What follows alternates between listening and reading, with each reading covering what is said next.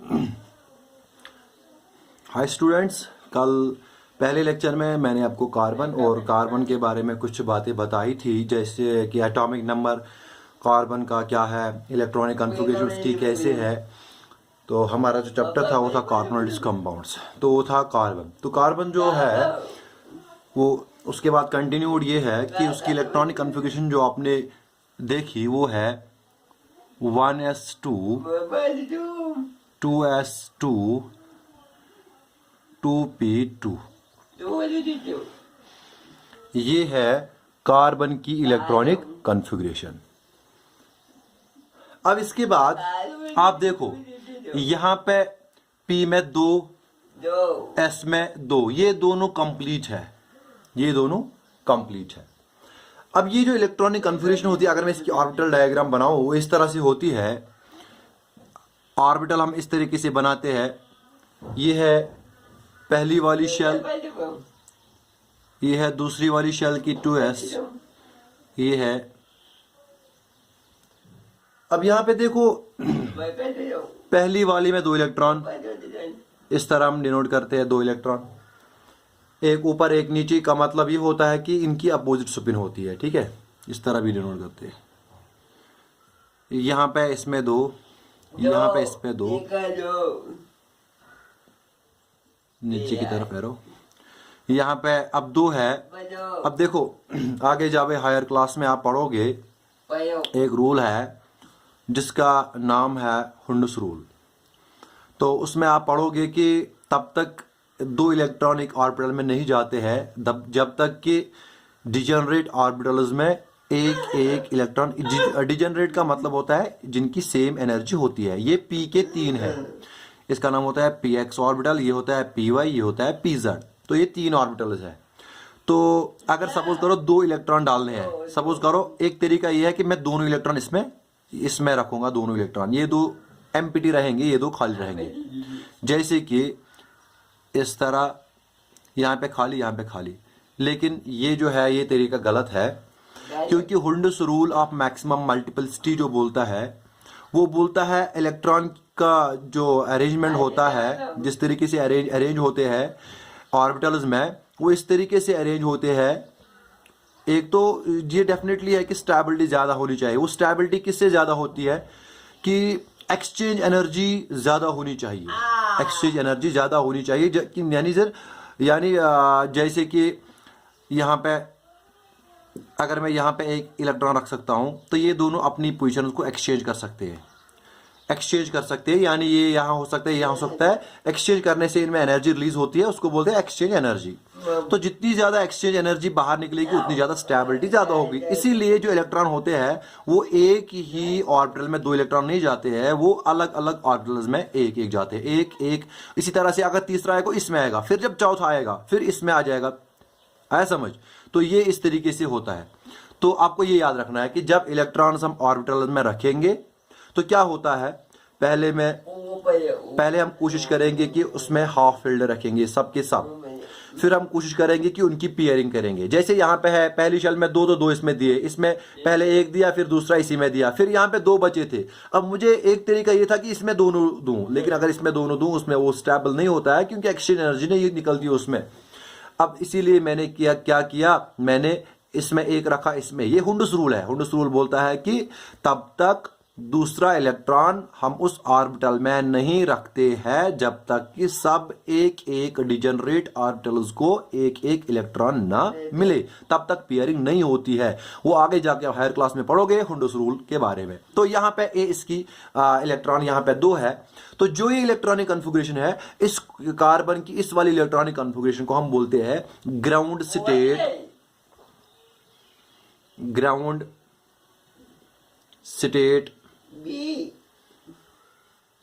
Electronic configuration. Ground state electronic configuration का मतलब यह है कि नॉर्मल स्टेट में जो इलेक्ट्रॉन्स है वो किस तरीके से फिल होते हैं ऑर्बिटल्स में, वो इस तरीके से होते हैं। यानी 1s में 2, 2s में 2, px में 1, py में 1, pz रहता है एमपीटी। ये होती है ground state electronic configuration of carbon. अब क्या होता है, जब हम कार्बन को सपोज करो एनर्जी हम इसको सप्लाई करेंगे, एनर्जी जब सप्लाई करेंगे तो इसमें जो इलेक्ट्रॉन्स होते हैं वो डिस्टेबलाइज होने शुरू होते हैं, तो वो क्या हो जाते हैं, वो एनर्जी को एब्जॉर्ब करते हैं और हायर एनर्जी लेवल की तरफ जाते हैं, यानी वो जंप करते हैं from lower energy level to higher energy level. तो इस तरीके से उसको बोलते हैं एक्साइटेशन। एक्साइटेशन फॉर एग्जाम्पल यहां पे एस का एक इलेक्ट्रॉन है, यहां पे एस का एक सॉरी ये एस के 2 इलेक्ट्रॉन है, यहां पे एक, यहां पे एक। तो ये जो ये एस, अगर मैं इसको एनर्जी दूंगा तो ये पहले ये वाला इलेक्ट्रॉन जो है वो ये यहां पे शिफ्ट होगा, तो इसकी कॉन्फ़िगरेशन इस तरीके से बनेगी।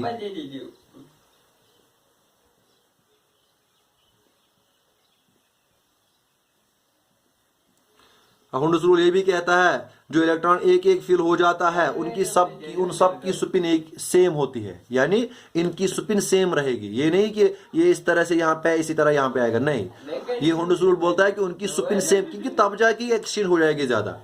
तो ये होगी इसकी, हमने एनर्जी दी, ये इलेक्ट्रॉन यहाँ पे था, इलेक्ट्रॉन शिफ्ट हुआ यहां से लेके यहां तक, तो ये इसको बोलते हैं एक्साइटेशन। तो इसको बोलते हैं एक्साइटेड स्टेट।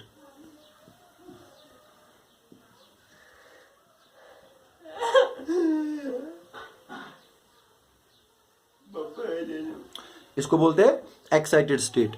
फिर से मैं बताऊंगा, कार्बन हमारे पास था, कार्बन के पास 6 इलेक्ट्रॉन, 2 2 एंड 2। ये ऑर्बिटल डायग्राम मैंने दिखाया, यहाँ पे 2, यहाँ पे 2, यहाँ पे 2, इसलिए अलग अलग बताया क्योंकि हुंडस रूल बोलता है कि तब तक दूसरा इलेक्ट्रॉन एक ऑर्बिटल में नहीं जाएगा जब तक कि सब में एक एक इलेक्ट्रॉन ना आ जाए जो सेम सबशेल होती है, जो उसमें ऑर्बिटल्स होते हैं, यानी डिजनरेट ऑर्बिटल्स जिनकी एनर्जी सेम होती है। सिमिलरली इसको बोलते हैं ग्राउंड स्टेट, यानी नॉर्मल जो इसकी स्टेट है वो ये है, इसको बोलते हैं ground state electronic configuration carbon की।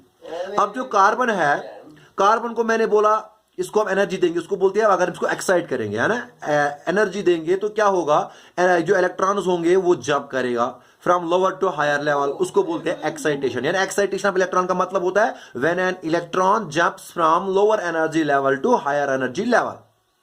तो ये यहां पे S थी, इसकी एनर्जी कम है, P की एनर्जी ज्यादा है, वो आप इंशाल्लाह हायर क्लास में पढ़ोगे, S की एनर्जी, P की एनर्जी, D सब की एनर्जी पढ़ोगे, और वो पढ़ोगे आप शील्डिंग इफेक्ट वगैरह, वो सब कुछ आगे जाके पढ़ोगे आप। लेकिन यहां पे याद रखो कि ये यहां पे यहां जाएगा तो एक्साइटेशन हो जाएगी, इसको बोलते हैं एक्साइटेशन। एक्साइटेशन में किस तरीके से इसकी इलेक्ट्रॉनिक कन्फ्यूजन होगी, वो होगी ये 2, ये 1, ये 1, ये 1, ये 1, तो इसको बोलते हैं एक्साइटेड स्टेट। क्या बोलते हैं? Excited state. इस तरीके से रहा ये कार्बन की electronic configuration. This is excited state electronic configuration of carbon.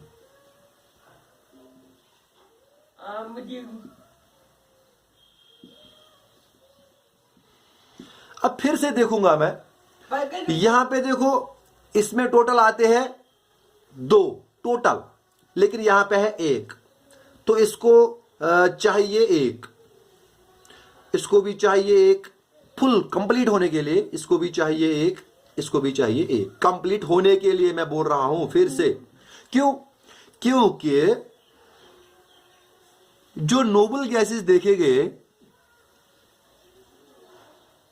Suppose करो अगर मैं नियॉन की बात करूंगा, नियॉन की बात करूंगा, इसका एटॉमिक नंबर है 10, तो इसमें है 2,8।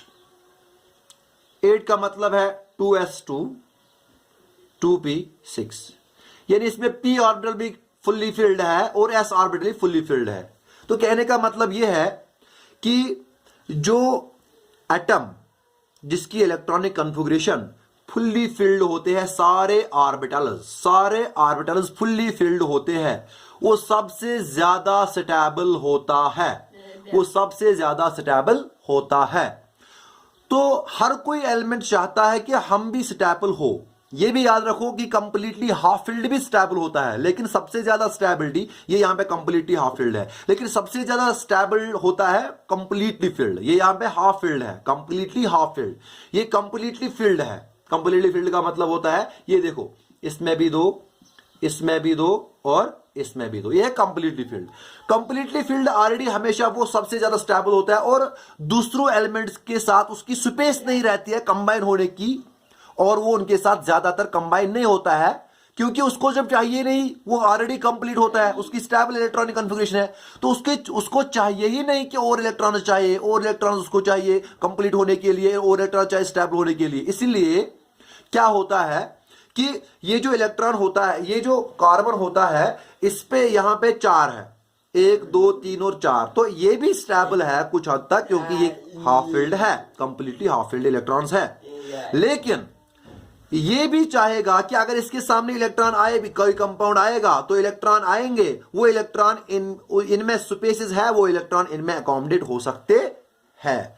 तो ये भी चाहेगा कि मैं भी एक कंप्लीट फुल्ली फिल्ड शेल बनाऊंगा, सारे इलेक्ट्रॉन सारे ऑर्बिटल्स में मैं फुल्ली फिल्ड ऑक्यूपाई करूंगा, तब जाके क्या होगा, तब जाके मैं भी स्टेबल बनूंगा अच्छी तरह, जिस तरह से नियान है। इसीलिए जो नोबल गैस है ज्यादातर, चाहे नियान है चाहे बाकी कोई नोबल गैस है, वो ज्यादातर रिएक्ट नहीं करते हैं, वो ज्यादातर कंपाउंड नहीं बनाते। हालांकि कंपाउंड, कुछ कंपाउंड देखे गए हैं, जैसे जीनान है, उनके कंपाउंड देखे गए हैं, कोऑर्डिनेशन कंपाउंड्स वगैरह, वो उनके कंपाउंड्स तो देखे गए हैं, लेकिन मैं आमतौर की बात कर रहा हूं, वो ज्यादातर नोबल गैस इसलिए बोलते हैं क्योंकि वो ज्यादातर रिएक्ट नहीं करते हैं, वो रिएक्शन इसलिए नहीं दिखाते हैं क्योंकि वो स्टेबल होते हैं, क्योंकि वो फुली फिल्ड होते हैं। इसीलिए हर कोई एलिमेंट भी यही चाहता है कि मैं भी किसी के साथ स्टेबल नहीं, मैं भी किसी के साथ कंबाइन नहीं होऊंगा, मैं भी स्टेबल रहूंगा। तो स्टेबल होने के लिए उसको चाहिए कंप्लीटली फिल्ड इलेक्ट्रॉनिक कॉन्फ़िगरेशन या कंप्लीटली फिल्ड ऑर्बिटल्स। यहां पे हाफ फिल्ड है, तो इसलिए ये भी चाहता है कि मुझे भी और इलेक्ट्रॉन्स आए और वो ये जगह फिल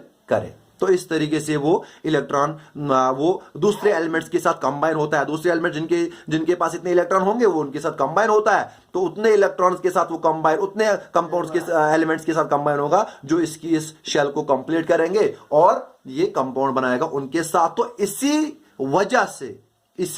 वजह से हर कोई एलिमेंट, बताना यह था कि इसी वजह से हर कोई एलिमेंट कंपाउंड भी बनाता है। तो यही इसीलिए कार्बन भी कंपाउंड्स, बाकी कंपाउंड्स बनाता है, क्योंकि ये चाहता है कि मुझे इलेक्ट्रॉन्स आए और मेरी शेल कंप्लीट हो नोबल गैसेस की तरह, तो मैं भी स्टेबल रहूंगा।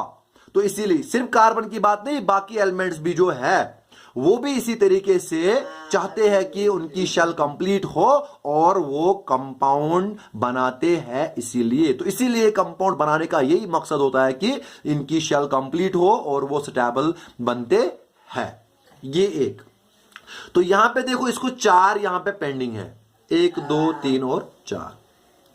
तो कार्बन को अगर मैं इस तरीके से बनाऊंगा, ये कार्बन है, एक रिप्रेजेंटेशन है जिसको बोलते हैं Lewis representation, Lewis dot representation. यहां पे मैं बताऊंगा सिंपल से पहले कि हर कोई एलिमेंट, पहले लिखते हैं एलिमेंट की सिंबल, एलिमेंट की सिंबल के बाद क्या करते हैं, फिर हम उसको डिस्ट्रीब्यूट करते हैं इलेक्ट्रॉन्स, लेकिन आउटर मोस्ट इलेक्ट्रॉन्स, यानी जो इनर इलेक्ट्रॉन्स है वो नहीं, जो वैलेंस शेल में इलेक्ट्रॉन्स प्रेजेंट है वो इलेक्ट्रॉन्स में डिस्ट्रीब्यूट करता हूं। किस तरीके से, तो यहां पे मैं करूंगा, कार्बन को 4 है, हम इस तरीके से हर एक एलिमेंट में यहां पे 1 देते हैं, पहले यहां पे 1, यहां पे 1, यहां पे 1, 4 साइड से 1 1 देते हैं।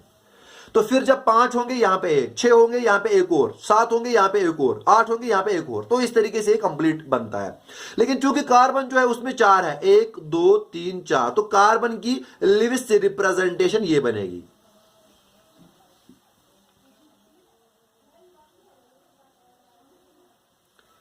अब कार्बन की लिविस रिप्रेजेंटेशन ये बनेगी। अब कार्बन भी चाहेगा ये इलेक्ट्रॉन किसी के साथ हो, ये इलेक्ट्रॉन किसी, ये इलेक्ट्रॉन, ताकि इसके साथ एक और इलेक्ट्रॉन आए और ये अपनी शेल को कंप्लीट बनाए, फुल्ली फिल्ड ऑक्यूपाइड बनाए और वो स्टेबल बनाए। तो इसी लिए कार्बन जो होता है वो अदर एलिमेंट्स के साथ कंबाइन होता है और कंपाउंड्स बनाता है। तो इसी वजह से कार्बन नहीं, मैं सारे एलिमेंट्स की बात करके, क्योंकि यहां पे कार्बन की बात हो रही है इसलिए मैं बोल रहा हूं कार्बन अदर एलिमेंट्स के साथ कंबाइन होता है और कंपाउंड्स बनाता है, और जो वो कंपाउंड्स बनाता है उनको बोलते हैं कंपाउंड्स ऑफ कार्बन।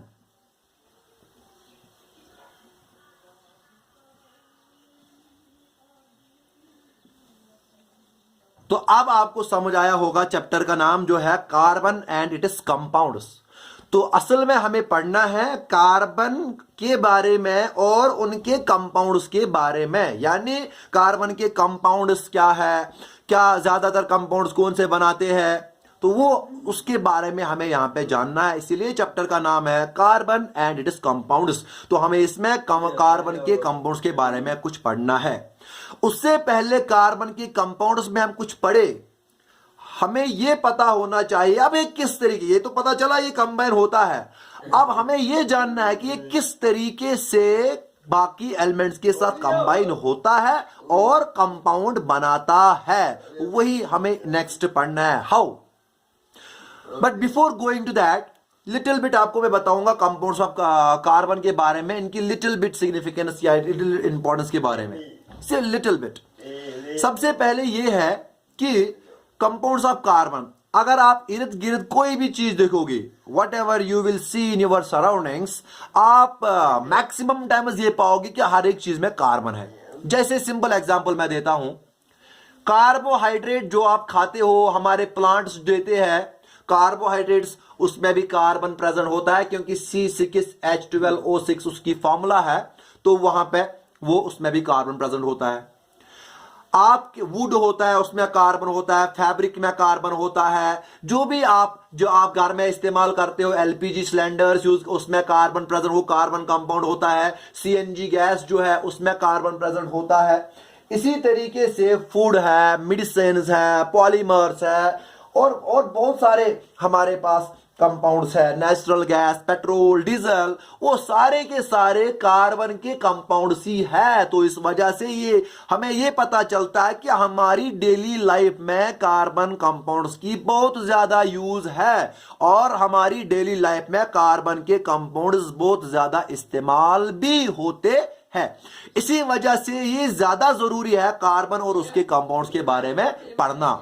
तो बताया यह जाता है कि कार्बन जो है ये millions and billions of compounds बनाता है। बताया जाता है कि जितने बाकी एलिमेंट जो है प्रेजेंटली, आपको पता है कि नून जो अभी तक है वो 114 एलिमेंट्स है, लेकिन पीरियोडिक टेबल में स्पेस 118 है, वो छोड़ो, लेकिन प्रेजेंटली नून है 114 एलिमेंट्स। अब वो जो एलिमेंट्स है 114 एलिमेंट्स है, कार्बन को छोड़ के 130 एलिमेंट जितने उनके, ये बताया जाता है कि जितने उनके कंपाउंड्स है उतने कंपाउंड्स अकेले में कार्बन के हैं। तो ये पता चलेगा कि कार्बन के कितने सारे कंपाउंड्स हैं, कितने सारे कंपाउंड्स कार्बन बनाता है। Hope you understand and will continue next lecture.